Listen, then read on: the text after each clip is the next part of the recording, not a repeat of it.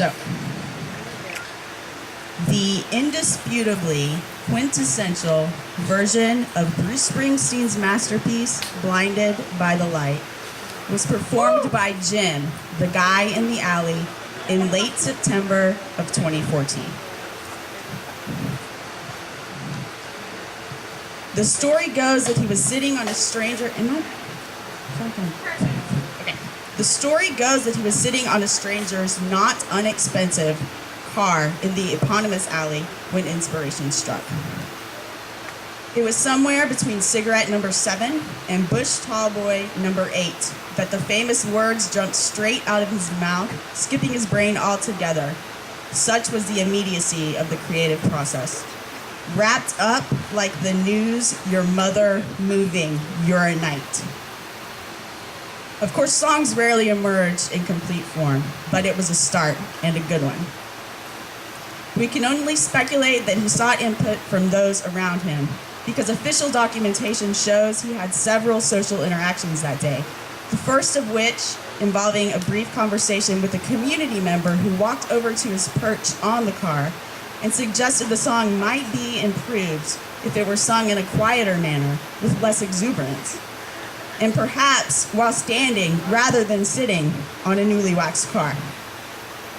At first, Jim was not amenable to the suggestion, but the man held his opinion strongly, and after repeated insistence that he simply give it a try, Jim relented and did so. Upon exploring the more subtle interpretation for a few minutes, official reports say 2 to 3, he decided he did indeed prefer his original approach. And after confirming this with another emotionally charged run-through, Jim decided to take 5. Like many artists, he enjoyed a good drink to get that fleeting and beautiful melancholy state.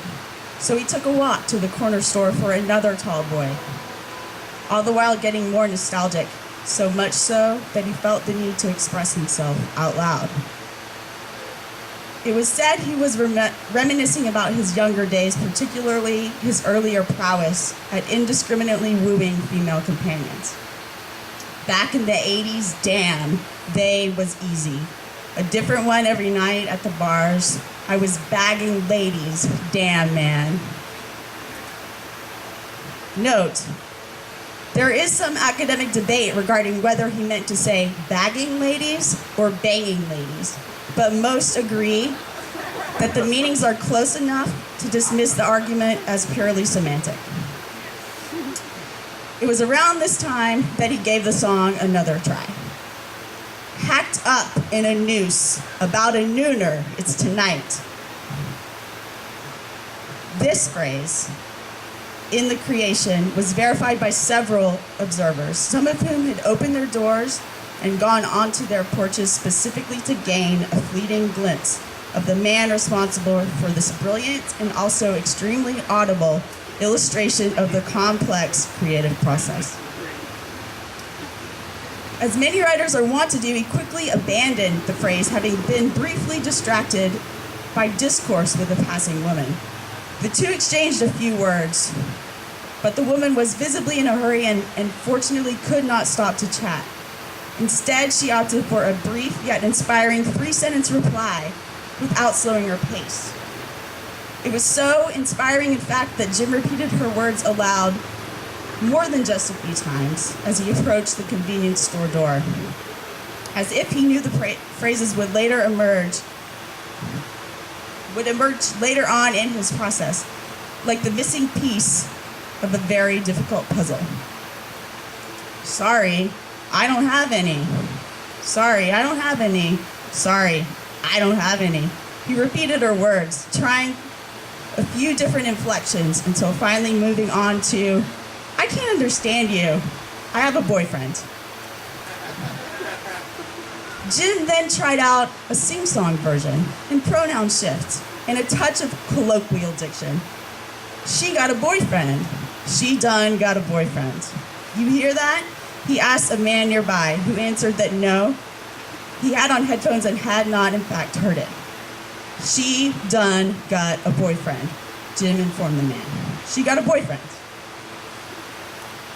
Upon Upon finally entering the convenience store, official notes say he spent a very short amount of time choosing his drink relative to a quite significant amount of time completing the actual monetary transaction. This constant struggle between knowing what he wanted and having logistical trouble with the day-to-day details falls in line with many anecdotes from people who knew Jim personally. And it is, of course, indicative of the struggles of many creative geniuses throughout history. It is this dichotomous thread woven throughout Jim's work that lends itself to a very distinct style. Whether or not Jim was conscious of it and intentionally used it as a literary technique is one of the most debated subjects among scholars. The clerk at the store, a man who was perhaps the most familiar with Jim during this period, remarked that words simply poured out of him effortlessly, sometimes without regard for his proximity to other people and for other widely held social norms. And this insistence on immediacy carried over into his personal life as well. On this particular day, Jim was driven by the need to count upwards of 748 pennies, one by one. Even the growing line of people behind him did not deter his single-minded focus.